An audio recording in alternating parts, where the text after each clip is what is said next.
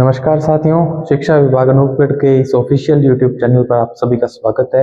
Mission success English कक्षा 10 की इसी कड़ी में मैं आप सभी के लिए जो है पैसिव वॉइस के जो बोर्ड द्वारा जारी अभ्यास प्रश्न है वो मैं लेकर आया हूं और आपको मैं आज जो है 10 प्रश्न करवाऊंगा आज की वीडियो में और बाकी के प्रश्न जो है अपने कल करेंगे। ठीक है, तो चलिए अपने बिना किसी देरी के जो है शुरुआत करते हैं। जो उद्देश्य है वो आपको अभ्यास करवाना है, तो आपका अभ्यास हो जाए यही हमारी जो है कोशिश है। तो सबसे पहले तो आपको बता दूं कि वॉइस से आपके प्रश्न आएंगे दो। ठीक है, कक्षा 10 में जो है पैसिव वॉइस से दो प्रश्न आएंगे, एक्टिव वॉइस से पैसिव वॉइस या पैसिव वॉइस से एक्टिव वॉइस में आपको चेंज करना होगा। ठीक है, change the following sentences into passive voice. ये जो जितने भी आप प्रश्न देख पा रहे हैं ये सभी जो है वहीं से लिए गए हैं, आपके ऑफिशियल वेबसाइट से डाउनलोड किए गए हैं और यही जो है आपके लिए क्वेश्चन बैंक के रूप में ऑफिशियली उपलब्ध है। तो सबसे पहला जो प्रश्न है, Ramesh does not sing a song. ठीक है, आप एक बात तो भली भांति जानते हैं कि पैसिव वॉइस जब सब एक्टिव वॉइस से पैसिव वॉइस में हम चेंज करते हैं तो सबसे पहले हमें ऑब्जेक्ट को सब्जेक्ट बनाना होता है, सब्जेक्ट को ऑब्जेक्ट बनाना होता है और वर्ब नियमानुसार चेंज करनी होती है थर्ड फॉर्म में। ये तीन बातें तो हमेशा ही आपको याद रखनी है। एक्टिव वॉइस के ऑब्जेक्ट को पैसिव वॉइस में सब्जेक्ट बनाओ, वर्ब नियमानुसार वर्ब की थर्ड फॉर्म में चेंज करो और एक्टिव वॉइस के सब्जेक्ट को बाई लगाकर पैसिव वॉइस में ऑब्जेक्ट बना दो। यही जो है एक प्रोसीजर फॉलो किया जाता है पैसिव वॉइस में। ठीक है साथियों, चलिए तो इसमें सबसे पहले तो हमें ऑब्जेक्ट पता होना चाहिए, सब्जेक्ट पता होना चाहिए होता क्या है। तो कोई कर्ता जो होता है सामान्यतः जो कोई काम करता है वो सब्जेक्ट कहलाता है अंग्रेजी भाषा में। ठीक है, हिंदी में तो किसी कार्य को करने वाला कर्ता कहलाता है, लेकिन अंग्रेजी में हम अमूमन या सामान्यतः कह सकते हैं, लेकिन हमेशा जो किसी कार्य को करे वो सब्जेक्ट नहीं होता। ठीक है, तो यहाँ पर जो है एक ट्रिक आपको ये भी बता सकता हूं मैं कि वर्ब से पहले वाला जो पार्ट है वो सब्जेक्ट होता है, वर्ब के बाद वाला ऑब्जेक्ट होता है। सामान्यतः अगर मैं बात करूं, हमेशा कोई फिक्स रूल नहीं है कि हमेशा ही ऐसा होगा, ऐसा बिल्कुल भी नहीं है। Ramesh does not sing a song. ठीक है, तो डज नॉट सिंग यहाँ तक तो जो है पूरा वर्ब फ्रेज है और जो हमारे को ऑब्जेक्ट मिला और ऑब्जेक्ट पहचानने का सबसे अच्छा तरीका ये है कि रमेश क्या गाता है, तो क्या का जो उत्तर आएगा वो हमेशा ऑब्जेक्ट होगा और ऑब्जेक्ट को हमारे को क्या बनाना होता है, सब्जेक्ट। ठीक है, चलिए तो हम जब इसको चेंज करेंगे तो ए सॉन्ग हम शुरू में लिख देंगे, सब्जेक्ट बना देंगे ये सॉन्ग।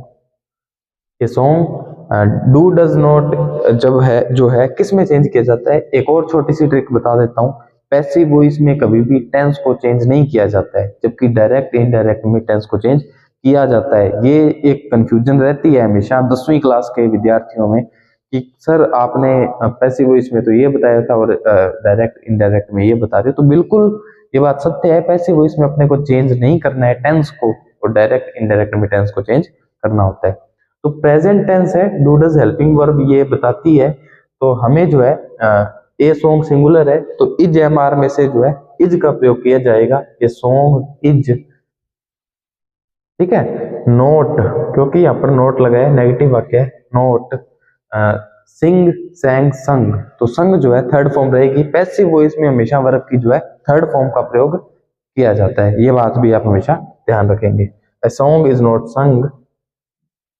अब हमें क्या करना था, बाई लगाकर, और वहां पर जो सब्जेक्ट था एक्टिव वॉइस का, इसको क्या बनाना था पैसिव वॉइस में ऑब्जेक्ट, बाई रमेश।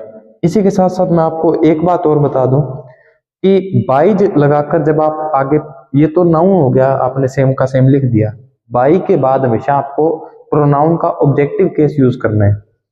प्रोनाउन के तीन केस होते हैं, सब्जेक्टिव, पजेसिव और ऑब्जेक्टिव। जैसे I, we, you, they, he, she, it जो है सब्जेक्टिव केस होते हैं, माई, आवर और देयर, हिज, हर ये पजेसिव होते हैं, और देम, हिम, हर, ठीक है, मी, अस, ये सब जो है ऑब्जेक्टिव केस होते हैं। तो ये वाले यूज हो सकते हैं लास्ट वाले बाई के बाद। ठीक है, तो ये आप ध्यान रखना, इस सॉन्ग इज नॉट संग बाई रमेश, ये इसका जो है करेक्ट आंसर रहेगा। इसके बारे में अब हम जो है दूसरा प्रश्न देख लेते हैं। The principal punished the naughty boys. तो ऑब्जेक्ट मैंने आपको एक सिंपल सी ट्रिक बताई कि वर्ब के बाद जो है आपको ऑब्जेक्ट मिल जाएगा, इससे पहले आपको सब्जेक्ट मिल जाएगा। वर्ब को जो है आपको नियमानुसार चेंज करना है। ठीक है, वर्ब क्या है, पनिश्ड, ठीक है, वर्ब की सेकंड फॉर्म है, क्योंकि एक सेकंड फॉर्म ही है जो हमेशा सेकंड फॉर्म और फर्स्ट फॉर्म में हमेशा अकेले आ सकती है। थर्ड फॉर्म कभी भी जो है बिना हेल्पिंग वर्ब के प्रयोग में नहीं ली जा सकती, और ली भी जाएगी तो वो अलग कॉन्सेप्ट हो जाएगा। आपको इतना ही ध्यान रखना है कि यहाँ पर ईडी लगा है, तो ये सामान्यतः ईडी के साथ जो है वर्ब की फर्स्ट फॉर्म को सेकंड फॉर्म में चेंज कर दिया जाता है, ठीक है।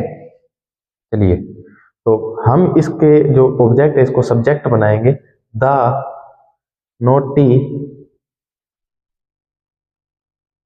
नोटी बॉयज, सेकंड फॉर्म किस में चेंज होती है साथियों? जैसे फर्स्ट फॉर्म या डू डज आपने चेंज किया था is am are plus verb की थर्ड फॉर्म में, सेकंड फॉर्म आप किस में चेंज करेंगे? वाज वर्ब प्लस वर्ब की थर्ड फॉर्म में, ठीक है। द नोटी बॉयज, अब ये सिंगुलर है या प्लूरल है? तो बॉयज के साथ एस लगा हुआ है और प्लूरल है, लड़के, है ना, शरारती बच्चे, लड़के, तो वर आएगा, वर पनिश्ड,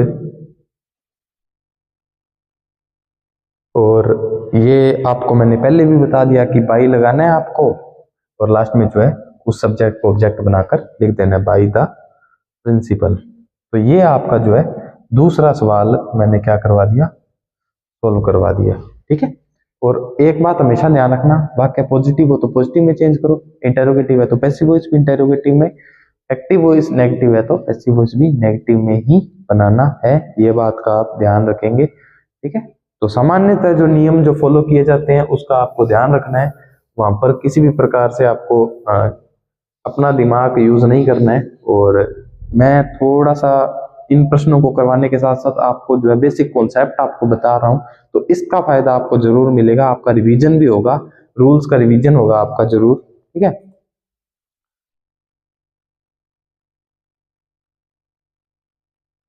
चलिए, तीसरा प्रश्न जो है, will Sanju not help Manju, क्या संजू जो है मंजू की हेल्प नहीं करेगी? तो ये वाक्य आप क्वेश्चन मार्क से पहचान सकते हैं कि इंटेरोगेटिव वाक्य है, प्रश्नवाचक वाक्य है, ठीक है। तो ये वाक्य पैसिव वॉइस में भी जो है प्रश्नवाचक ही बनेगा। तो इसका ऑब्जेक्ट जो है मंजू है, सब्जेक्ट संजू है, तो हमें इसको जो है इंटरचेंज करना है, इसको सब्जेक्ट बना देना है, इसको ऑब्जेक्ट बना देना है, लेकिन इस बात का ध्यान रखना है कि सेंटेंस का पैटर्न चेंज ना हो, सेंटेंस इंटेरोगेटिव ही रहे, ठीक है। तो जो टेंस है फ्यूचर टेंस है, आप देख पा रहे हैं, टेंस चेंज करना नहीं है, और शेल सिर्फ आई और वी के साथ आता है, तो आपको जो है मंजू के साथ भी विल का प्रयोग ही करना है। लेकिन कुछ नियम होते हैं वो आपको याद करने पड़ते हैं। विल मंजू, विल मंजू, अब आपको एक नियम आपके कक्षा अध्यापक ने बताया होगा कि विल शैल आ जाए तो बी प्लस वर्ब की थर्ड फॉर्म लगाते हैं हम, जब एक्टिव वॉइस से फ्यूचर टेंस का जो वाक्य है पैसिव वॉइस में कन्वर्ट करते हैं। तो विल मंजू बी, नोट आएगा, पहले नोट आएगा, will Manju note be helped, will Manju note be helped by, और लास्ट में हमने क्या करना है, नाम लिख देना है, क्या लिख देंगे, संजू, ठीक है। तो ये जो है तीसरा प्रश्न जो आपको मैंने करवा लिया, मुझे उम्मीद है आपको ये 3 प्रश्न समझ में आए होंगे। तो अभ्यास करवाया जा रहा है, आपने पढ़ लिया होगा अभी तक, क्योंकि अर्धवार्षिक परीक्षाएं आपकी जो है बहुत ही जल्दी शुरू हो रही हैं, तो आपको जो है इसका पूरा अभ्यास होना चाहिए, है ना। चलिए, चौथा प्रश्न, we should not tease the poor, हमें जो है जो गरीब लोग होते हैं उनको चिढ़ाना नहीं चाहिए, इसका हमें क्या बनाना है, इसको हमें पैसिव वॉइस में कन्वर्ट करना है। तो ऑब्जेक्ट, वर्ब, ठीक है, मॉडल, शुड का यूज हुआ, शुड भी एक प्रकार की, मॉडल भी एक प्रकार की हेल्पिंग वर्ब होती है ना, इससे पहले जो है प्रोनाउन के रूप में जो है सब्जेक्ट आया है, ठीक है। तो सब्जेक्ट बना द पुअर, ठीक है। एक बात आप हमेशा ध्यान रखें कि यहाँ पर अगर मॉडल का प्रयोग हुआ है तो उसी मॉडल का प्रयोग करना है हमें। तो the poor should not be, और वर्ब की हमेशा थर्ड फॉर्म आएगी, ये बात मैं आपको पहले ही बता चुका हूं, teased, the poor should not be teased by, और ऑब्जेक्टिव केस आएगा, ये बात मैंने आपको बता दी थी। और यहाँ पर वी का प्रयोग हुआ है तो हम यहाँ पर वी नहीं लगा सकते, ना ही अवर लगा सकते हैं, हमें जो है ऑब्जेक्टिव केस का यूज करना होगा। और किसका प्रयोग करेंगे हम, अस का, वी अवर अस। तो यहाँ पर हमेशा ऑब्जेक्टिव केस का प्रयोग होगा। तो ये जो है इस प्रकार से आपका चौथा सवाल जो है हल किया जाएगा। थोड़ा सा हो सकता है आपको टेक्निकली देखने में अच्छा ना लग रहा हो, लेकिन मेरा पूरा प्रयास है कि आपको जितना अच्छा आपको प्रोवाइड करवाया जाए उससे आपको जो है देखने में भी जो है अट्रैक्टिव लगे, ऐसा प्रयास है मेरा। तो देखते हैं हम कितना सफल होते हैं। ठीक है, तो अभी अभी मुझे इतना तकनीकी ज्ञान नहीं है, तो मैं जितनी मदद हो पा रही है इनसे ले रहा हूँ, इन डिवाइसेस से। पांचवा प्रश्न जो है, students are taking exercise in the open air. तो यहाँ पर जो है आप कंफ्यूज हो सकते हैं कि सर ये पूरा ऑब्जेक्ट है क्या, या फिर ये इतना ही ऑब्जेक्ट है। ठीक है, तो एक टर्म यूज होती है एडवर्बियल। ठीक है, तो उस लेवल तक अपने को नहीं जाना है, ज्यादा कंफ्यूज नहीं होना है, हमें जो है सिर्फ मुद्दे की बात करनी है। तो यहाँ पर जो ऑब्जेक्ट है एक्सरसाइज है। ठीक है, तो इसका ऑब्जेक्ट जो है एक्सरसाइज, एक्सरसाइज सिंगुलर है या प्लूरल है। अब आप ये बात भी देख के कंफ्यूज हो सकते हैं कि सर यहाँ पर तो आर लगा था, तो हम भी जो है यहाँ पर क्या लगा दें, आर लगा दें। नहीं, ऐसा नहीं। अगर जो पैसिव वॉइस में हम ऑब्जेक्ट को सब्जेक्ट बना रहे हैं वो सिंगुलर है, तो सब्जेक्ट के अनुसार ही जो है वर्ब का प्रयोग किया जाएगा, और यही सब्जेक्ट वर्ब एग्रीमेंट होता है जो आपके 10वीं क्लास में लगता है। उसके बारे में भी चर्चा करेंगे। एक्सरसाइज इज, क्योंकि प्रेजेंट टेंस है ना, और वर्ब की फर्स्ट फॉर्म के साथ आईएनजी है, तो ये रूल भी आपने पढ़ लिया होगा कि इज एम आर के साथ आईएनजी आए तो is am are plus being plus verb की थर्ड फॉर्म का प्रयोग किया जाता है। ठीक है, चलो, the exercise is being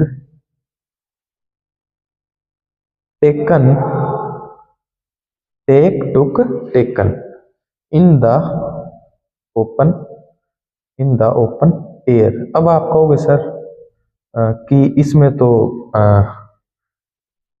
bye students. ठीक है, तो ये जो है इसका करेक्ट जो ट्रांसफॉर्मेशन होगा एक्टिव से पैसिव में वो ये होगा।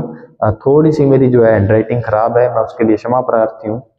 ठीक है, exercise is being taken in the open air by students. ये थोड़ा सा वो पेन नहीं है जिससे मैं जो है प्रॉपरली लिख पाऊँ, इसीलिए जो है ये हैंडराइटिंग खराब हो रही है, इसके लिए क्षमा प्रार्थी हूँ। हम जो है अब अगला प्रश्न करेंगे।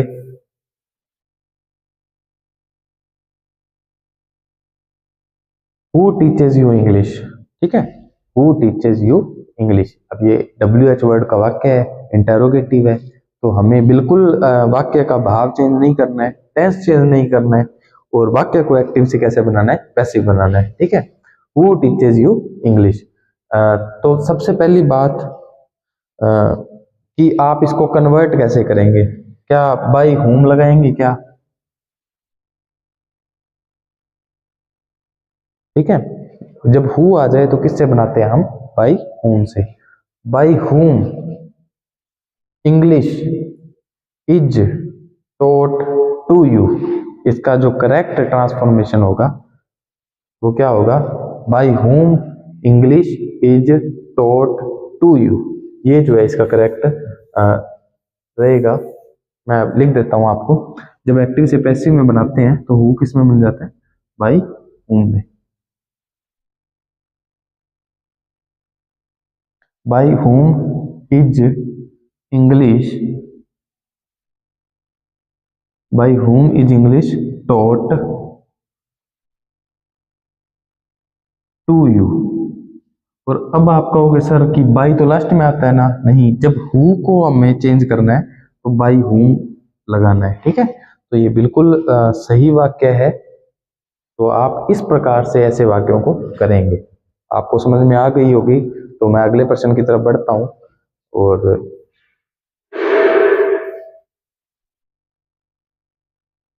चलिए, have you polished your shoes. क्या आपने अपने शूज पॉलिश कर लिए हैं, इसके बारे में हम जो है इस वाक्य को ट्रांसफॉर्म करने का प्रयास करेंगे। इंटेरोगेटिव वाक्य आपने देख लिया होगा। ठीक है, तो है जब का यूज हुआ है, तो आप ये बात भी भली भांति जानते हैं कि है जब आ जाए एक्टिव वॉइस में, पैसिव वॉइस में बनाना हो तो हमें जो है बीन का प्रयोग करना है ना, और वर्ब की थर्ड फॉर्म। तो इसका जो ऑब्जेक्ट था उसको सब्जेक्ट बनाएंगे, योर शूज, सॉरी इंटेरोगेटिव वाक्य था ना।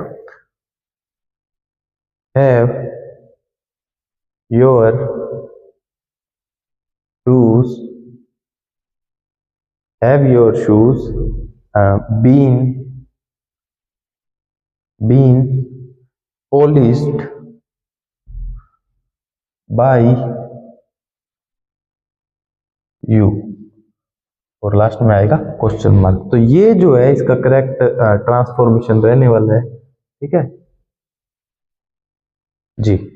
तो ये मुझे पता नहीं था कि ये इधर से इधर भी आ जाता है, नहीं तो मैं पहले ही कर लेता। आपको भी हो सकता है परेशानी हुई हो, थोड़ा सा तकनीकी ज्ञान ना होने की वजह से ये समस्याएं आ रही हैं। तो जल्दी हम इससे भी जो है निजात पा लेंगे और आपके लिए एकदम बढ़िया, जैसा आप अदर यूट्यूब प्लेटफॉर्म पर या बहुत ही हाई रिकमेंडेड जो वीडियोस आप देखते हैं वैसा हम लाने का प्रयास करेंगे। तो ये इसका जो है करेक्ट आंसर रहने वाला है, have your shoes been polished by you, ठीक है। तो ये आप देख लेना। चलिए प्रश्न नंबर 8 की बात कर रहे हैं। Someone has stolen my ornaments. एक बात मैं आपको बता दूं कि अगर वाक्य का सब्जेक्ट एक्टिव वॉइस में समवन हो, समबडी हो, ठीक है, या फिर पीपल हो और पुलिस हो, या ऐसा हो जो अंडरस्टूड है कि ये काम इसी के द्वारा ही किया जाएगा, तो हमें जो है उसको बाई के बाद लिखने की आवश्यकता नहीं होती है। ये बात अंडरस्टूड होती है कि ये जो कार्य है इसी ने किया होगा। तो अमूमन ये जो है आज की जो मॉडर्न इंग्लिश है इसको ओमिट कर देती है बाई के साथ सब्जेक्ट को, जैसे समबडी, नोबडी, है ना। तो इसको हमें ध्यान में रखते हुए प्रश्न को हल करना है। तो इसका जो ऑब्जेक्ट है इसको सब्जेक्ट बनाएंगे माई ऑर्नामेंट्स, माई ऑर्नामेंट्स। हैज है प्लस थर्ड फॉर्म है तो बीन, हैज है प्लस बीन आएगा, ऑर्नामेंट्स हैव आएगा ना, क्योंकि यस लग गया। देखो सब्जेक्ट कैसा होगा, प्लूरल हो गया। हैव बीन क्या आएगा, स्टोलन, स्टील, स्टॉल, स्टोलन, ठीक है। तो इस प्रकार से जो है ये वाक्य ट्रांसफॉर्म किया जाएगा एक्टिव वॉइस से पैसिव वॉइस में, और इसी प्रकार हमने 8वां प्रश्न भी कर लिया है, ठीक है। और बाई समवन लगाने की आवश्यकता नहीं है और ना ही लगाया जाना चाहिए मॉडर्न इंग्लिश के अनुसार।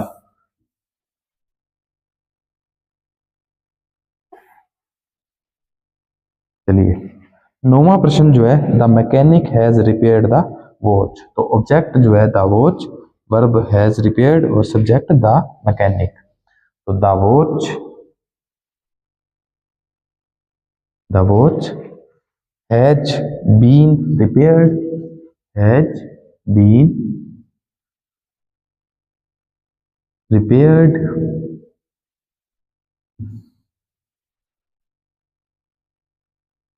बाई द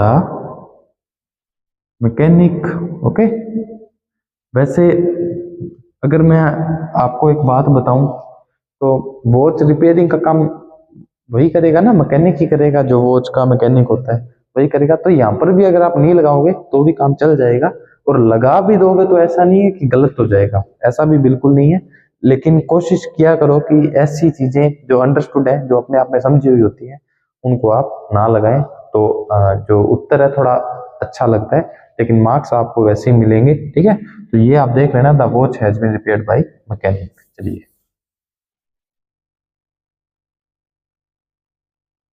10वां और आज की क्लास का अंतिम प्रश्न जो है, when did you take bath, कि आप जब जो है नहाए कब थे, ठीक है। तो इसका WH वर्ड सेम ही रखना है हमें, व्हेन। और ये बात मैं आपको बता चुका हूं कि डू डज प्लस वर्ब की या फिर वर्ब की फर्स्ट फॉर्म आए तो is am are plus verb की थर्ड फॉर्म, सेकंड फॉर्म आ जाए, डिड आ जाए तो वाज वर्ब प्लस वर्ब की थर्ड फॉर्म आएगी, है ना। चलिए when was bath taken by you, ठीक है। और लास्ट में लगेगा क्वेश्चन मार्क। तो when was bath taken by you, ना तो सेंटेंस का पैटर्न बदलता है ना टेंस बदलता है, हम उस वाक्य को जो है भाव भी नहीं बदलता, हम उस वाक्य को जो है किसी और तरीके से बोल देते हैं, बिना भाव बदले, बिना पैटर्न बदले, बिना टेंस बदले। तो ये होता है एक्टिव से पैसिव में बदलना। मुझे उम्मीद है आपको क्लास पसंद आई होगी, और पसंद आई हो तो बिल्कुल आप अपने साथियों तक शेयर करें, और शिक्षा विभाग अनूपगढ़ का जो विजन है, जो मिशन है, उसमें अपना जो है सहयोग दें। धन्यवाद। जय हिंद, राम राम। मैं पटल Arora, senior teacher English, coordinator, mission success.